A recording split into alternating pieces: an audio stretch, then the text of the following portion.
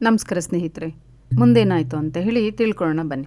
ಮೈರಾವಣನ ವಧೆ ಯಾವ ಥರ ಮಾಡ್ತಾನೆ ಆಂಜನೇಯ ಅಂತ ಹೇಳಿ ತಿಳ್ಕೊಳ್ಳೋಣ.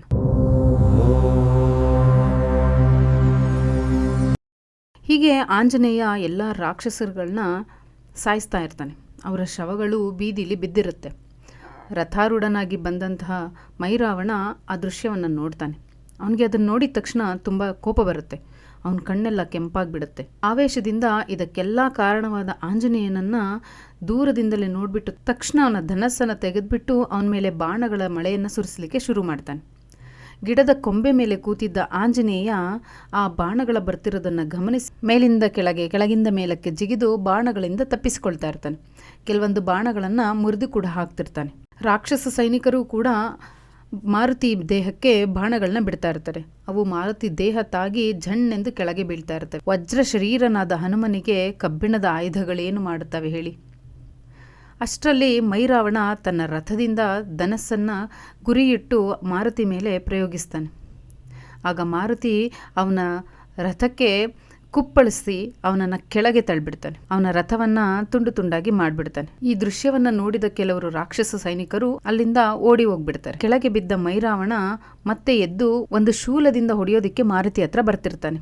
ಆ ಶೂಲವನ್ನು ಮಾರುತಿ ಕಿತ್ಕೊಂಡು ಬಿಸಾಕ್ಬಿಡ್ತಾನೆ. ಮತ್ತೆ ಮೈರಾವಣ ಮಾರುತಿಯ ಎದೆಗೆ ತನ್ನ ಮುಷ್ಟಿಯಿಂದ ಗುದ್ದುತ್ತಾನೆ. ಆಗ ಮಾರುತಿ ಸ್ವಲ್ಪ ಚಲಿಸ್ತಾನೆ. ಆಗ ಮಾರುತಿ ತಕ್ಷಣ ಅವನ ಟೊಂಕನ್ನು ಹಿಡಿದು ದೂರಕ್ಕೆ ಎಸ್ಬಿಡ್ತಾನೆ. ಮೈರಾವಣನೇನು ಸಾಮಾನ್ಯನಲ್ಲ. ಅವನು ಮತ್ತೆ ಎದ್ದು, ಆಹಾ, ಇವನು ಸಾಮಾನ್ಯ ವಾನರನಲ್ಲ, ಇವನ ಹಿಡಿತ, ಇವನು ಮಲ್ಲಯುದ್ಧ ಮಾಡ್ತಿರೋ, ಇವನು ತುಂಬ ಪ್ರವೀಣ ಇರಬಹುದು, ಇವನು ಮಲ್ಲಯುದ್ಧದಲ್ಲಿ ಪ್ರವೀಣನಿರಬಹುದು, ತುಂಬ ಅನುಭವ ಹೊಂದಿದ್ದಾನೆ. ನನಗನ್ಸುತ್ತೆ ಇವನೇ ಅಶೋಕವನವನ್ನು ಧ್ವಂಸ ಮಾಡಿದ್ದು, ಲಂಕೆಯನ್ನು ಬಾಲದಿಂದ ಸುಟ್ಟಿ ಹಾಕಿದ್ದು ಇವನೇ ಅನ್ಸುತ್ತೆ ಅಂತ ಹೇಳ್ಕೊತಾರೆ. ಇವನನ್ನು ಆದಷ್ಟು ಬೇಗ ಸಂಹರಿಸಲೇಬೇಕು. ರಾಮ ಲಕ್ಷ್ಮಣರನ್ನ ದೇವಿಗೆ ನಾನು ಬಲಿ ಕೊಡಲೇಬೇಕು, ಚಂದ್ರಸೇನಳನ್ನು ಮದುವೆಯಾಗಲೇಬೇಕು ಅಂತ ಹೇಳಿ ರಾವಣನಿಗೆ ಕೊಟ್ಟ ಮಾತನ್ನು ಉಳಿಸಿಕೊಳ್ಳಲೇಬೇಕು ಅಂತ ಎದ್ದು ತುಂಬ ಉತ್ಸಾಹದಿಂದ ತನ್ನ ದೇಹವನ್ನು ಎತ್ತರಕ್ಕೆ ಬೆಳೆಸಲಿಕ್ಕೆ ಶುರು ಮಾಡ್ತಾನೆ. ಇದನ್ನು ಗಮನಿಸಿದ ಮಾರುತಿ ಅವನೂ ಕೂಡ ಅವನ ದೇಹವನ್ನು ಅವನ ಸಮಾನಕ್ಕೆ ಬೆಳೆಸ್ಕೊಂಡು ಹೋಗ್ತಾ ಇರ್ತಾನೆ. ಇಬ್ಬರು ಮಲ್ಲ ಯುದ್ಧವನ್ನು ಶುರು ಮಾಡ್ತಾರೆ. ಅವರು ಯುದ್ಧ ಮಾಡಬೇಕಂದ್ರೆ ಕೆಳಗಡೆ ಇದ್ದಂತಹ ಸಣ್ಣ ಸಣ್ಣ ಸೈನಿಕರು ಅವರ ಕಾಲು ತುಳಿತಕ್ಕೆ ಸಾಯ್ತಾ ಇರ್ತಾರೆ. ನಂತರ ಇಬ್ಬರು ಯಥಾಸ್ಥಿತಿಗೆ ಬರ್ತಾರೆ. ಮತ್ತೆ ಯುದ್ಧವನ್ನು ಪ್ರಾರಂಭಿಸ್ತಾರೆ. ಮೈರಾವಣ ಆಂಜನೇಯನನ್ನ ಮುಷ್ಟಿ ಪ್ರಹಾರದಿಂದ ಗಾಯಗೊಳಿಸಲು ಪ್ರಯತ್ನಿಸ್ತಿರ್ತಾನೆ. ಅವನ ಮೊನಚಾದ ಉಗುರುಗಳಿಂದ ತಿವಿಯುತ್ತಾ ಆಂಜನೇಯನಿಗೆ ನೋವುಂಟು ಮಾಡ್ತಾ ಇರ್ತಾನೆ. ಆವಾಗ ಆಂಜನೇಯನಿಗೆ ಅನಿಸುತ್ತೆ, ಇಲ್ಲಿಗೆ ಕಾಲಾತೀತವಾಯಿತು, ಇವನಿಗೇನಾದರೂ ಮಾಡಿ ಮೂರ್ಛೆಗೊಳಿಸ್ಬೇಕು. ಇವನನ್ನು ಮೂರ್ಛೆಗೊಳಿಸ್ಬಿಟ್ಟು ಚಂದ್ರಸೇನೆ ಹತ್ರ ಹೋಗಿ ಅವರೇನಾದರೂ ಇವನ ಜೀವ ರಹಸ್ಯವನ್ನು ತಿಳ್ಕೊಂಡಿದ್ದಾರಾ ಅಂತ ತಿಳ್ಕೊಂಡು ನಾನು ವಾಪಸ್ಸಾಗಬೇಕು ಅಂತ ಹೇಳಿ ಜೈ ಶ್ರೀರಾಮ್ ಅಂತ ಹೇಳಿ ಜೋರಾಗಿ ಮೇಲಕ್ಕೆ ಹಾರಿ ರಾಕ್ಷಸನ ತಲೆ ಮೇಲೆ ಬಲವಾದ ಪೆಟ್ಟು ಕೊಡ್ತಾನೆ. ಆಗ ಅವನು ಮೂರ್ಛೆ ಹೋಗ್ಬಿಡ್ತಾನೆ. ಈ ದೃಶ್ಯವನ್ನು ನೋಡ್ತಿದ್ದಂತಹ ದೇವತೆಗಳು, ವಾಯುನಂದನನೇ, ನೀನು ಮಾಡಿದ ಕೃತ್ಯಗಳ ಬಗ್ಗೆ ಕೇಳಿದ್ದೇವೆ. ಭಯಂಕರನಾದ ರಾಕ್ಷಸ ಸೇನೆಯನ್ನು ಬರೀಗೈಲಿ ನಿರ್ಜಿಸಿ ಮೈರಾವಣನ ಹೃದಯದಲ್ಲಿ ಭಯವನ್ನುಂಟು ಮಾಡಿದೆ. ನಿನ್ನನ್ನು ಸೇವಕನಾಗಿ ಹೊಂದಿದ ಶ್ರೀರಾಮನು ಸುದೈವಿ ಅಂತ ಹೇಳಿ ದೇವತೆಗಳು ಅವನನ್ನು ಹೊಗಳಿಕೊಂಡು ಅವನ ಮೇಲೆ ಹೂವಿನ ಮಳೆ ಸುರಿಸ್ತಿರ್ತಾರೆ. ಈ ಕಡೆ ಆಂಜನೇಯ ಚಂದ್ರಸೇನೆ ಬಳಿಗೆ ಬರ್ತಾನೆ. ಅಮ್ಮ, ಸದ್ಯ ಮೈರಾವಣ ಮೂರ್ಛೆ ಹೋಗಿದ್ದಾನೆ. ಅವನು ಎಚ್ಚರಗೊಂಡರೆ ಮತ್ತೆ ಯುದ್ಧಕ್ಕೆ ಬರ್ತಾನೆ. ಅಲ್ಲದೆ ಸೂರ್ಯಾಸ್ತ ಆಗಿಬಿಟ್ರೆ ರಾಕ್ಷಸರಿಗೆ ರಾತ್ರಿಯಲ್ಲಿ ವಿಪರೀತ ಬಲ ಬರುತ್ತೆ. ಸಮಯ ಅರ್ಥ ಮಾಡುವಂತಿಲ್ಲ. ಅವನ ಪ್ರಾಣ ರಹಸ್ಯವನ್ನು ತಿಳಿದುಕೊಂಡಿದ್ದರೆ ಹೇಳುತ್ತಾಯೆ ಅಂತ ಹೇಳಿ ಕೇಳ್ಕೊತಾನೆ. ಆಗ ಚಂದ್ರಸೇನೆ ಅವನಿಂದ ತಿಳ್ಕೊಂಡಿದ್ದಂತಹ ಪ್ರಾಣ ರಹಸ್ಯವನ್ನು ಆಂಜನೇಯನಿಗೆ ಹೇಳ್ತಾಳೆ. ಮೈರಾವಣನನ್ನು ಸಂಹರಿಸದೇ ಇದ್ದರೆ ಮುಂದೆ ನಡಿಬಹುದಾದಂತಹ ಘಟನೆಗಳನ್ನು ಒಂದೊಂದಾಗಿ ಆಂಜನೇಯನು ನೆನೆಸ್ಕೊಂಡು ರಾಮ ಲಕ್ಷ್ಮಣರಿಲ್ಲದ ವಾನರ ಸೈನ್ಯ ಲಂಕೆಯಲ್ಲಿ ನಾಶ ಆಗಿಬಿಡುತ್ತೆ. ಸೀತಾದೇವಿ ಪ್ರಾಣತ್ಯಾಗ ಮಾಡಿಬಿಡ್ತಾಳೆ. ಈಗ ಅವಸರದಿಂದ ನಾನೇನು ತಪ್ಪು ನಿರ್ಣಯ ತೆಗೆದುಕೊಂಡ್ರೆ ಎಲ್ಲವೂ ಬುಡಮೇಲಾಗುತ್ತದೆ. ಅಧರ್ಮಿಗಳಾದ ರಾಕ್ಷಸರೇ ಮೇಲುಗೈ ಸಾಧಿಸಿಬಿಡ್ತಾರೆ. ಮೈರಾವಣನನ್ನು ಇಲ್ಲಿಂದ ತಪ್ಪಿಸಿದರೆ ಅವನಿಲ್ಲದೆ ರಾಮ ಲಕ್ಷ್ಮಣರ ಬಲಿ ಕಾರ್ಯಕ್ರಮ ನಿಂತು ಹೋಗುತ್ತೆ. ಆದ್ದರಿಂದ ಅವನನ್ನು ಸಂಹರಿಸದೆ ಲಂಕೆಗೆ ಹೋಗಬಾರ್ದು ಅಂತ ಹೇಳಿ ಯೋಚನೆ ಮಾಡ್ಕೊತ ಮೈರಾವಣ ಮೂರ್ಛೆ ಹೋಗಿದ್ದಂಥ ಸ್ಥಳಕ್ಕೆ ಬರ್ತಾನೆ. ಈ ಎಲ್ಲ ಘಟನೆಗಳು ನಡೆಯುವಷ್ಟರಲ್ಲಿ ಬೆಳಗಾಗಲಿಕ್ಕೆ ಶುರುವಾಗ್ಬಿಡುತ್ತೆ. ಆಗ ಮತ್ತೆ ಮೈರಾವಣ ಚೇತರಿಸ್ಕೊಳ್ಳಿಕ್ಕೆ ಶುರು ಮಾಡ್ತಾನೆ. ಚೇತರಿಸ್ಕೊಂಡು ಆಂಜನೇಯನನ್ನ ಹುಡುಕ್ತಾ ಇರ್ತಾನೆ. ಆಗ ಮಾರುತಿ ಅವನ ಎದೆ ಮೇಲೆ ಮತ್ತೆ ಬಲವಾದ ಒಂದು ಹೊಡೆತವನ್ನ ಕೊಡ್ತಾನೆ. ಮತ್ತೆ ಮೈರಾವಣ ಮೂರ್ಛೆ ಹೋಗ್ತಾನೆ. ಅವನು ಮೈರಾವಣನನ್ನ ಎತ್ಕೊಂಡು ಆ ಬಿಲಮಾರ್ಗದ ಉಪರಿತಲಕ್ಕೆ ಎಳೆದುಕೊಂಡು ಹೋಗ್ತಾನೆ. ಅಲ್ಲಿ ಚಂದ್ರಸೇನೆ ಹೇಳಿದಂತಹ ಶಿಲೆಯನ್ನು ಗುರ್ತಿಸಿ ಆ ಸ್ಥಳಕ್ಕೆ ಹೋಗ್ತಾನೆ. ಸೂರ್ಯೋದಯವಾಗಿದ್ದರಿಂದ ಆ ಭ್ರಮರಗಳು ಆರಿ ಹೋಗ್ಬಿಟ್ಟಿರುತ್ತೆ.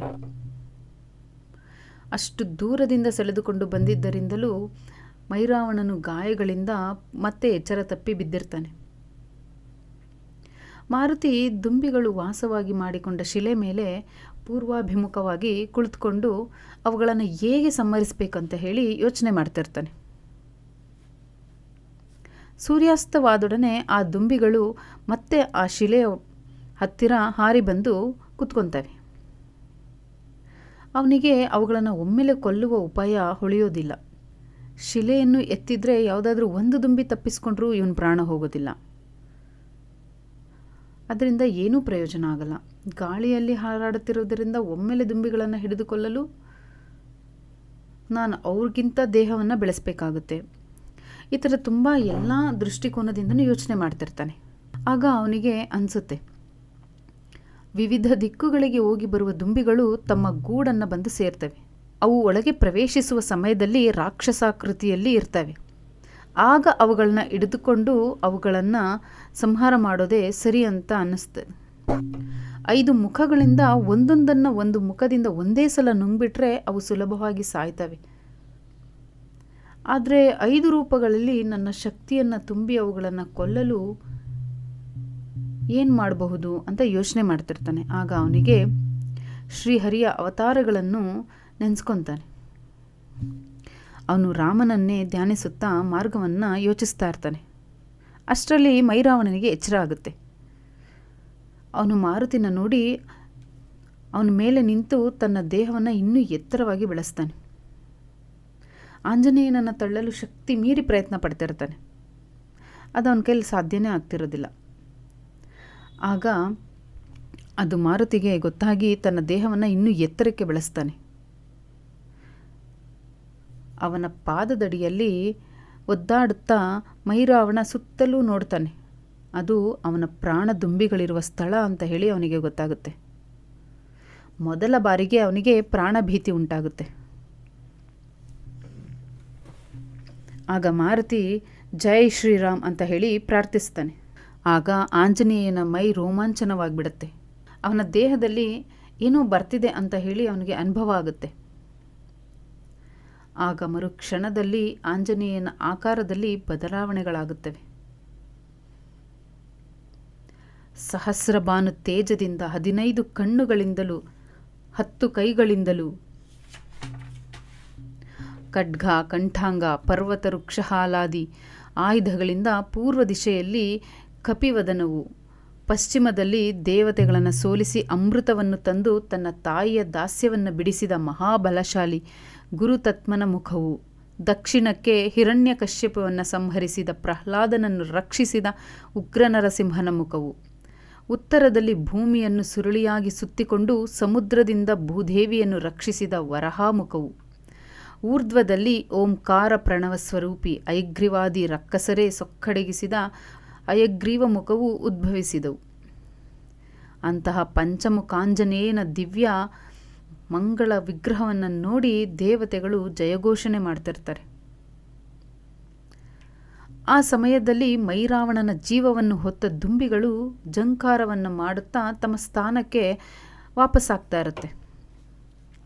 ಆಗ ಆಂಜನೇಯ ವಿಶಾಲವಾಗಿ ಬಾಯಿಗಳನ್ನು ತೆಗೆದು ನಿಂತ್ಕೊಂಡು ಬಿಡ್ತಾನೆ. ಆಗ ಆ 5 ದುಂಬಿಗಳು ಪಂಚಮುಖಾಂಜನೇಯ ಬಾಯಲ್ಲಿ ಪ್ರವೇಶಿಸಿಬಿಡ್ತವೆ.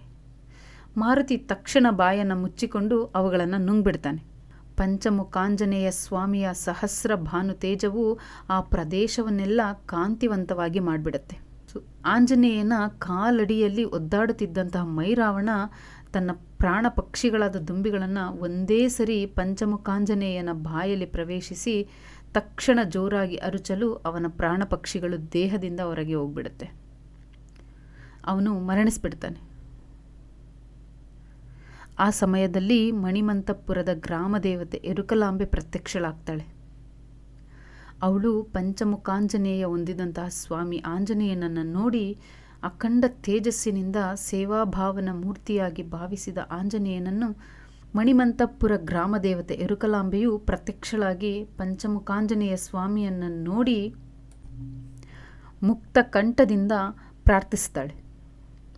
ಅಖಂಡ ತೇಜಸ್ಸಿನಿಂದಲೂ 5 ಮುಖಗಳಿಂದಲೂ ಗಂಡಶಿಲೆಯ ಮೇಲೆ ಕುಳಿತಿರುವ ಶ್ರೀ ಪಂಚಮುಖಾಂಜನೇಯ ಸ್ವಾಮಿಯ ವಿಶ್ವರೂಪ ದರ್ಶನದಿಂದ ತಮ್ಮ ಜನ್ಮ ಪಾವನವಾಯಿತು ಅಂತ ಹೇಳಿ ಋಷಿಮುನಿಗಳು, ಜನರು ಎಲ್ಲರೂ ಸಂತೋಷ ಪಡ್ತಿರ್ತಾರೆ.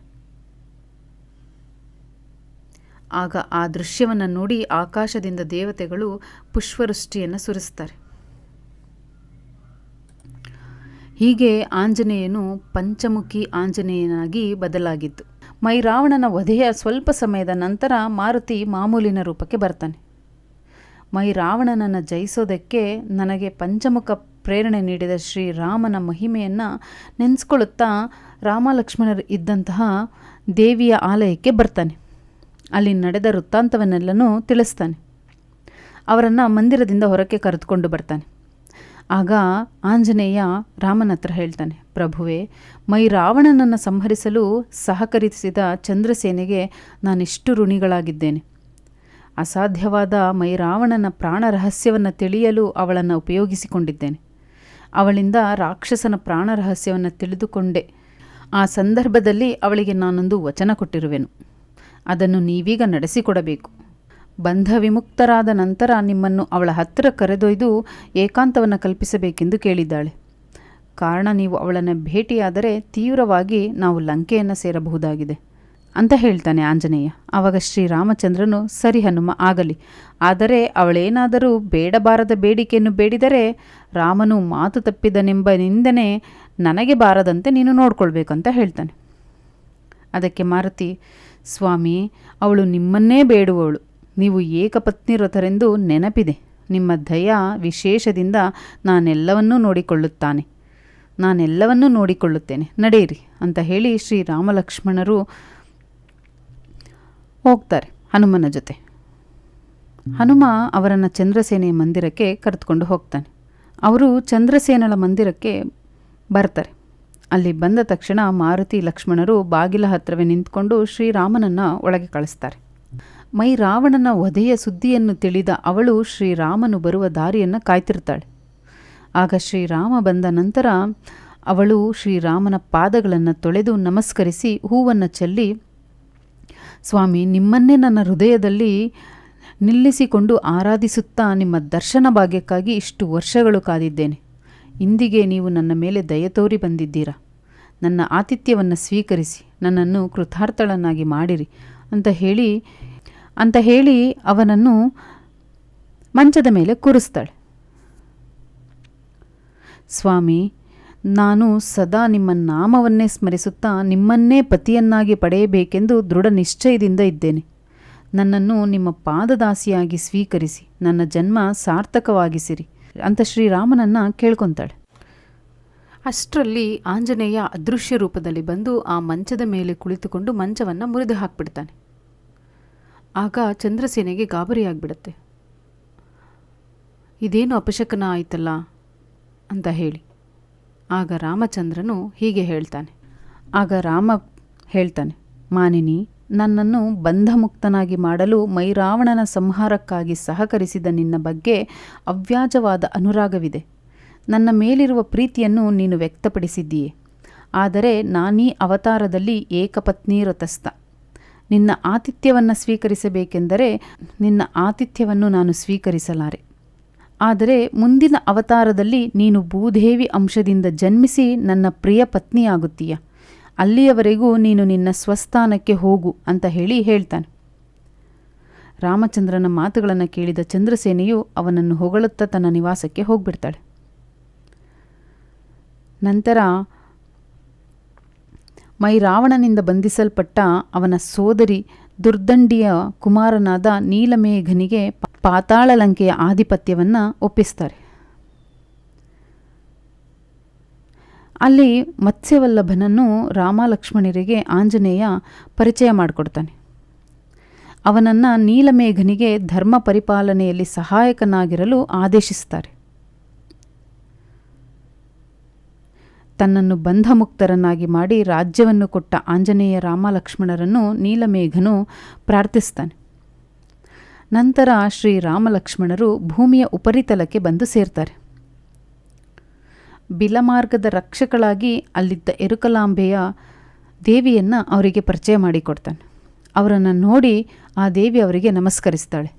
ನಾನು ಪಂಚಮುಖ ಅವತಾರವನ್ನು ತಾಳಿದಂತಹ ಈ ಸ್ಥಳ ಭವಿಷ್ಯದಲ್ಲಿ ಪಂಚಮುಖಿ ಅಂತ ಹೇಳಿ ಪ್ರಸಿದ್ಧ ಆಗಲಿ ಅಂತ ಹೇಳಿ ಈ ಕ್ಷೇತ್ರಕ್ಕೆ ಕ್ಷೇತ್ರ ಪಾಲಕಳಾಗಿ ನೀನು ಪೂಜಿಸಲ್ಪಡುವೆ ಅಂತ ಹೇಳಿ ಎರುಕಲಾಂಬೆ ತಾಯಿಗೆ ನಮಸ್ಕರಿಸಿ ಅಲ್ಲಿಂದ ಅವರು ಹೊರಡ್ತಾರೆ. ನಂತರ ಮಾರುತಿ ಶ್ರೀರಾಮಲಕ್ಷ್ಮಣರನ್ನು ತನ್ನ ಭುಜಗಳ ಮೇಲೆ ಕೂಡಿಸ್ಕೊಂಡು ಆಕಾಶದಲ್ಲಿ ಲಂಕೆಯ ಮಾರ್ಗದತ್ತ ಹೋಗ್ತಾನೆ.